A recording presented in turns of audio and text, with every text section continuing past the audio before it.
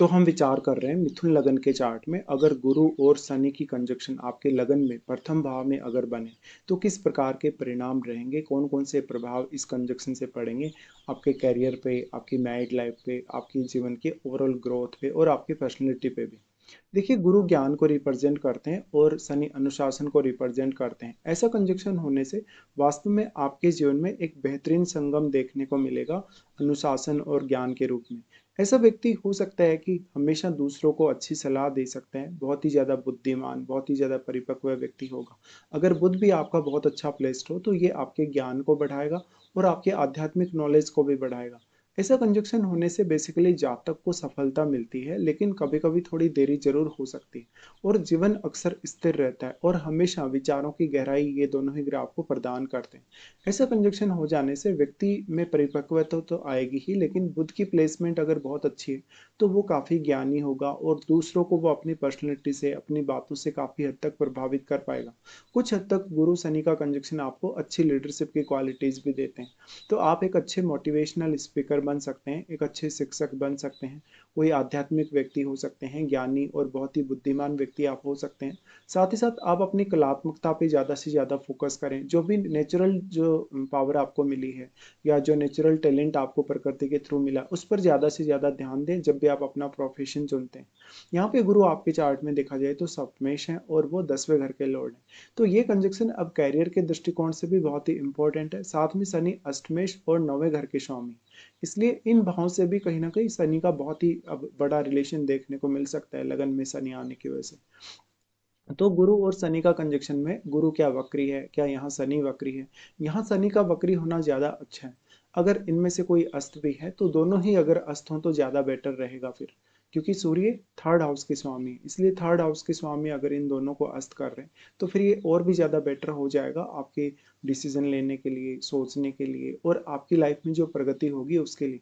क्योंकि सूर्य से दोनों ही प्लैनेट को एनर्जी मिलेगी, भले ही शनि शत्रुवत जरूर है सूर्य के साथ, लेकिन सूर्य का प्रभाव इस हाउस में रहने से ये हाउस आपका काफी एक्टिवेट हो जाएगा। तो फिर गुरु और शनि आपको उतना डिले नहीं करेंगे और मेच्योरिटी भी आप में अच्छी होगी। यहाँ पे गुरु आ जाने से अब लोग आपकी सलाह के साथ साथ आपका सम्मान अच्छा करेंगे, आपकी पॉपुलैरिटी अच्छी होगी, आपका कैरियर अच्छा होगा, आपका व्यक्तित्व काफ़ी ज़्यादा अच्छा होगा, आप काफ़ी ज़्यादा समझदार, बहुत ही आदर्शवादी व्यक्ति, बहुत ही शालीन व्यक्ति हो सकते हैं। हालांकि सफलता हो सकता है कभी कभी थोड़ी सी डिले से मिले आपको, लेकिन फिर भी एक स्थिर रूप से प्रोग्रेस आपकी ज़िंदगी में होगी और हमेशा आप एक बहुत ही अच्छे भविष्य की नींव तैयार करते हैं धीरे धीरे प्रोग्रेस करके। ऐसे में देखिए, निश्चित तौर पे आपका यहाँ जो गुरु है आपको काफ़ी हेल्प करता है शनि के साथ स्थित होने से। गुरु अब अगर वक्री हो जाएंगे तो गुरु का शुभ प्रभाव यहाँ कम हो जाएगा और प्रभाव कम होने से फिर आपको खुद का एफर्ट ज़्यादा से ज़्यादा करना पड़ेगा।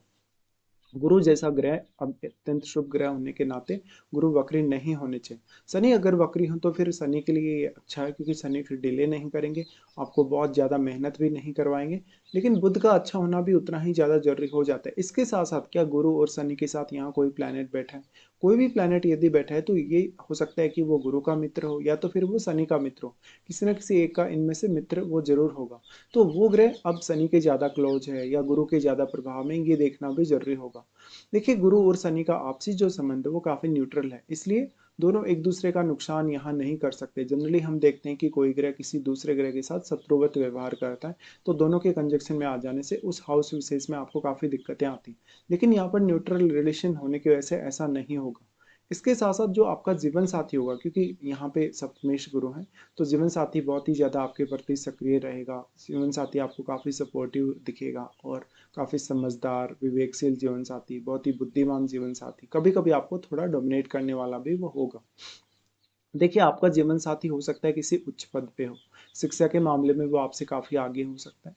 हालांकि जो नेचुरल टैलेंट है वो आप में ज़्यादा होगा, लेकिन जीवन साथी का जो एजुकेशनल लेवल है वो आपसे ज़्यादा हो सकता है। इस हिसाब से आप बैंकिंग के सेक्टर से जुड़ें, कानून के क्षेत्र से जुड़ें, या आपका जीवन साथी भी अगर इन सेक्टर से जुड़े तो बहुत बेहतर कर सकता है। अब मैरिड लाइफ की जब बात आती है तो मैरिड लाइफ में थोड़ी थोड़ी बेरुखी देखने को मिल सकती है, क्योंकि ये जो कंजक्शन बना आपको बहुत ही ज़्यादा व्यवहारिक बना देता है। तो यहाँ पर फिर फिजिकली, इमोशनली, मेंटली एक दूसरे के साथ अटैच होने की जो स्थिति है वो थोड़ी सी कम प्रभावी हो जाती है। इस हिसाब से आप यहाँ पर अपनी भावनाओं का कितना ज़्यादा प्रेशर देख पाते हैं अपने रिलेशन में, और अपने कर्तव्यों पर, अपनी जिम्मेदारियों पर आप कितना ज़्यादा जोर देते हैं। शनि का जितना स्ट्रॉन्ग प्रभाव लगन में होगा, आप उतना ही ज़्यादा अपनी जिम्मेदारियों को स्ट्रांगली निभाने के लिए देखेंगे और उतने ही ज़्यादा आप व्यवहारिक पर्सन होंगे। लेकिन गुरु का प्रभाव होने से भी आप में मैच्योरिटी अच्छी होगी। निश्चित तौर पे आपको ये कंजक्शन बहुत ज़्यादा स्थिरता और मजबूती देगा आपके रिश्तों के अकॉर्डिंग।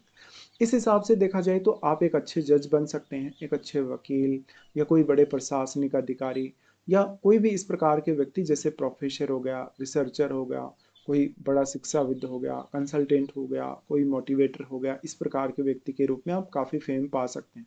अगर ऐसा कंजक्शन स्त्रियों के चार्ट में है, जैसे मिथुन लगन का किसी स्त्री का चार्ट है और उसके यहाँ पे गुरु और शनि बैठे हैं, तो वो स्त्री काफ़ी ज़्यादा जिद्दी हो सकती है। अपने रिलेशंस को लेकर वो काफ़ी खुद फैसले लेने वाली हो सकती है। कभी कभी अगर आपका यहाँ पे सप्तम में कोई ऐसा प्लेनेट है जो काफ़ी क्रूर है, तो मैरिड लाइफ को लेकर समस्याएं बढ़ जाती हैं, क्योंकि सप्तमेश के यहाँ जाने के कारण पार्टनर पूर्ण तरीके से आपके ऊपर हावी रहेगा। और फिर ऊपर से अगर सप्तम भाव में भी कोई क्रूर ग्रह आ जाए, तो जीवन साथी के साथ काफी मतभेद और बहुत सारी अड़चनों का सामना करना पड़ेगा। कभी कभी ऐसा भी होता है कि आपको मैरिज की इच्छा नहीं रहती, या मैरिज आपका बहुत ही डिले से होता है, इवन 35 की एज के बाद ही। ऐसे केस में ये भी देखा जाता है काफी बार कि ऐसा कंजक्शन लगन में है, तो मैरिज जितना लेट करें आप, उतना ज्यादा आपकी लाइफ स्टेबल हो पाएगी और उतना ही ज्यादा आपका आगे का जो कंडीशन है लाइफ का, यानी ओल्ड एज में आप ज़्यादा बेहतर जीवन जी सकते हैं। गुरु और शनि दोनों ही आपकी उम्र बढ़ाने का भी कार्य करते हैं। आपका स्वास्थ्य में हो सकता है कि कोई उतार चढ़ाव ज़्यादा ना हो, और अगर कोई उतार चढ़ाव होता भी है तो वो बहुत जल्दी आप मेंटेन कर लेंगे।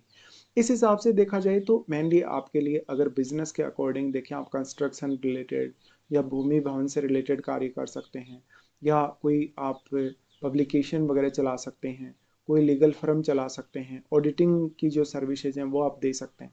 अब यहाँ गुरु इसलिए ज़्यादा इंपॉर्टेंट हो जाते हैं क्योंकि वो आपके सप्तमेश और आपके 10वें घर के दोनों के ही लॉर्ड हैं। ऐसे केस में करियर के दृष्टिकोण से भी, और मैरिड लाइफ पार्टनर या पार्टनरशिप के दृष्टिकोण से भी, बिजनेस के दृष्टिकोण से भी गुरु की काफ़ी बड़ी अहमियत है। इसलिए गुरु वक्री ना हो तो बहुत ही अच्छा। और आपका बुध का संबंध भी अगर मान लो, जैसे बुध आपका बहुत अच्छा प्लेस्ड है, जैसे बुध अगर मान लो आपका थर्ड हाउस में प्लेस्ड है, आपका यहाँ पे फोर्थ में प्लेस्ड है, इवन इवन फिफ्थ में प्लेस्ड है, या आपके यहाँ पे आपके नाइन्थ हाउस में प्लेस्ड है बुध, तो और भी ज़्यादा बेटर रहेगा। बुध की जो अब प्लेसमेंट है वो काफ़ी मैटर करेगी, और बुध के साथ बैठा हुआ ग्रह भी आपके लिए बहुत ही मैटर करेगा। अब देखा जाए तो ऐसा कंजक्शन होने से मेनली कैरियर में स्थिर तरक्की हो पाती है। उतार चढ़ाव उतने ज़्यादा नहीं होते, हालांकि शुरुआत जो होगी वो थोड़ी विलंब से हो सकती है कभी कभी। इस हिसाब से जातक अपना धीरे धीरे प्रोग्रेस करके समाज में एक अलग प्रभाव छोड़ पाता है, और वो धीरे धीरे प्रगति पाता है। इस वजह से आप अपना सामाजिक प्रभाव धीरे धीरे बढ़ाते जाते हैं। आप एक बहुत अच्छी विरासत पीछे छोड़ के जा सकते हैं अपने लिए। यहाँ पे लग्नेश और फोर्थ लॉर्ड आपका बुध ही है, इसलिए पारिवारिक मामलों में भी इस कंजक्शन की अहमियत काफ़ी बढ़ने वाली है। इस वजह से आप अपनी किसी भी जिम्मेदारी से दूर भागना पसंद नहीं करेंगे। और ड्यूअल साइन में ये कंजक्शन बन रहा है, ड्यूअल साइन वैसे यहाँ गुरु ड्यूअल प्लैनेट ही है, तो आपके लिए बहुत सारी संभावनाएं, बहुत सारे करियर ऑप्शंस लाएंगे गुरु और शनि। अब अगर इनकी दृष्टियों के अकॉर्डिंग देखा जाएगा तो गुरु का सबसे पहले विचार करते हैं। गुरु यहाँ से पंचम पर दृष्टि डालेंगे, जो कि संतान के लिए बहुत ज़्यादा अच्छा होगा। अगर पंचमेश भी बहुत अच्छी स्थिति में है तो आपकी एजुकेशन अच्छी होगी, संतान के साथ रिलेशन अच्छा होगा। कभी कभी थोड़ा टाइट रिलेशन जरूर रह सकता है संतान के साथ। गुरु का दृष्टि पंचम पर होने से आपको एजुकेशन में सहायता मिल पाएगी, कुछ भी नया करने, कुछ भी नया सीखने, कुछ भी क्रिएटिव करने में सहायता मिल पाएगी। फिर अगर शुक्र भी बहुत ही अच्छा प्लेस्ड है, तो ऐसा गुरु धन के मामले में आपको सपोर्ट करेगा, आपके बिजनेस रिलेटेड, इन्वेस्टमेंट रिलेटेड मामलों में आपको मदद करेगा। गुरु की इतनी शुभ दृष्टि जब पंचम घर पे पड़ रही है, तो हर प्रकार की चुनौती, हर प्रकार की समस्या से निपटना आपके लिए आसान होगा, क्योंकि बेसिकली आपकी जो प्लानिंग्स है वो बहुत ही बेटर होगी। बृहस्पति की दृष्टि पंचम पर पड़ना आपको और भी ज़्यादा मैच्योरिटी देता है आपकी थिंकिंग के थ्रू, और आपकी थिंकिंग बहुत ही ज़्यादा स्टेबल होती है, बार बार आप अपने निर्णयों को बदलते नहीं। लेकिन कुछ रिश्तों में आप काफ़ी स्ट्रिक्ट हो सकते हैं कभी कभी। गुरु का दृष्टि पंचम पर पड़ने से आपकी संतान आपके लिए बहुत ही लकी साबित हो सकती है, बहुत ही सपोर्टिव साबित हो सकती है। आपकी संतान आपको धन को मामलों में काफ़ी ज़्यादा सपोर्ट करेगी। गुरु का दृष्टि सप्तम पर आ जाता है, जहाँ गुरु अपने स्वयं के घर पे ही दृष्टि डालेंगे, अपने मूल त्रिकोण घर पे। यहाँ गुरु जीवन साथी और आपके बीच में अच्छे अंडरस्टैंडिंग लाते हैं, अगर गुरु का प्रभाव अच्छा है तो, और गुरु अगर वक्री नहीं है तो। गुरु का दृष्टि सप्तम पर होने से पब्लिक छवि बेहतर होती है, बिजनेस रिलेटेड स्थिति, बिजनेस में पार्टनरशिप वगैरह की स्थिति काफ़ी बेटर होती है। मोस्टली आपका जीवन सप्तम भाव को लेकर देखा जाए तो स्टेबल रहता है। और यहाँ पर आपकी खुद की मेहनत से ही अब ग्रोथ होगी, आपके खुद के हार्डवर्क से ही आपका जो जीवन है आगे बढ़ेगा काफ़ी तेज़ी से। लेकिन गुरु और शनि का ऐसा कंजक्शन दूसरों से मान-सम्मान दिलाने, दूसरों के मन में आपके प्रति बहुत ज़्यादा रिस्पेक्ट उत्पन्न करने के लिए एक बहुत ही अच्छा प्लेसमेंट माना जा सकता है। गुरु फिर दृष्टि डालेंगे आपके नवम भाव पे, बट नवम भाव अब शनि का ही घर है और शनि के साथ ही बैठे हैं। तो गुरु यहाँ भी आपको काफ़ी अच्छा लक का सपोर्ट दिलाएंगे और आपके लिए विदेश यात्रा करना, विदेश में सेटल होना या हायर स्टडीज़ पर फोकस करना आसान होगा। उसके बाद शनि को देखते हैं। शनि यहाँ पे आपके चार्ट में अष्टमेश हुए और नवें घर के लॉर्ड हुए, शनि लगन में आ गए। तो लगन में आकर शनि तीसरे घर पे सबसे पहले दृष्टि डालेंगे, जहाँ पर वो एक्चुअल में आपके पब्लिक रिलेशंस को प्रभावित करेंगे, आपकी रिस्क टेकिंग एबिलिटी को और आपकी जो नेचुरल क्षमता है उसको काफ़ी प्रभावित करेंगे।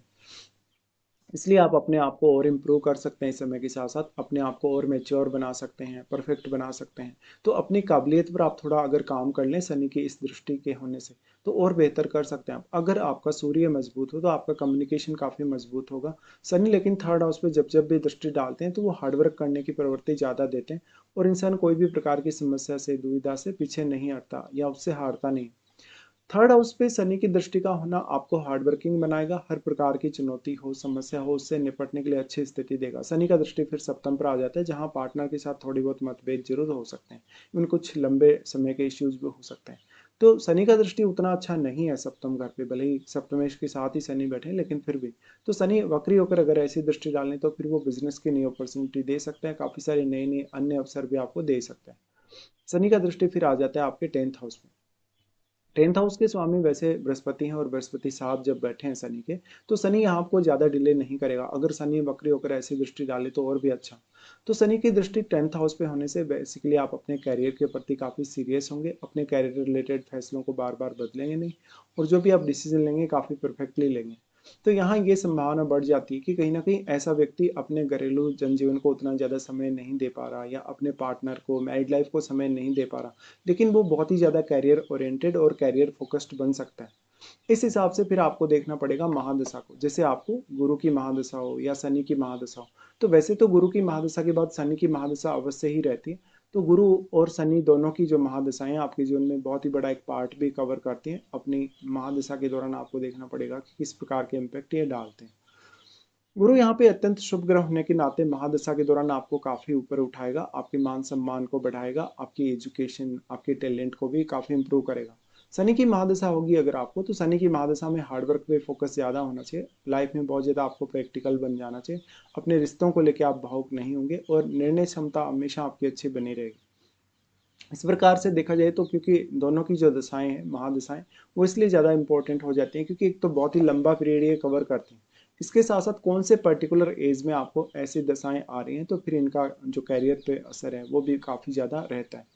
इस हिसाब से एक बहुत ही ज़्यादा स्टेबल कंजक्शन है जो कि आपकी लाइफ को बहुत ज़्यादा बैलेंस में लाता है।